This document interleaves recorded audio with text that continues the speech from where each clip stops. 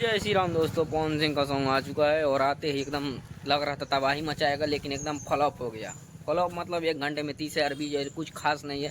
जो कि उनके फैंस भी उस पर रिस्पॉन्स नहीं दे रहे हैं, क्योंकि इन लोग का गाना आते ही लगता था कि हाँ कुछ आया है, बड़े बड़े स्टारों का था, तो ये लग रहा था कि हाँ आ गया गाना, अब चलो सुनते हैं थोड़ा, और थोड़ा अच्छा भी आएगा। लेकिन इस टाइम ये लोग गाना ला रहे हैं ना, जो पवन सिंह का गाना आ रहा है वो सिर्फ अपने धर्म पत्नी वाले गाना ला रहे हैं, और वो भी अभी इतना गाना ला चुके हैं ऐसा जो कि पब्लिक अभी सुन ही नहीं रहा है। ठीक, तो आप लोग कुछ नया कीजिए, और नया करेंगे ना तो थोड़ा अच्छा लगेगा, और पब्लिक भी आप लोग को अच्छा से सुनेगा। आप लोग के फैन ही देखिए, आपके फैन ही अभी तक लग रहा है कि मतलब गाने को उनको भी कुछ अच्छा नहीं लगा। इसके लिए ना 1 घंटा में उतना कम व्यूज है, जो कि आप देख सकते हैं 1 घंटे में 30,000 ही है।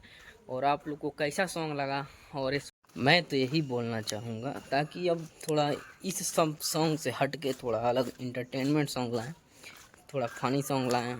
जैसे कि पुदीना उदीना हो गया था, उसके बाद से 1-2 रंगदारी भी सॉन्ग लाना चाहिए बीच बीच में यार। क्या अभी तो रंगदारी का ट्रेंड है, और आप लोग क्या कर रहे हैं?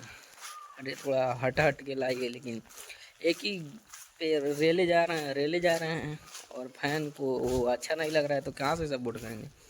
तो जय श्री राम। आप लोग सही में बताइएगा कैसा लगा, नीचे कमेंट में लाइक सब्सक्राइब शेयर कीजिएगा। जय हिंद।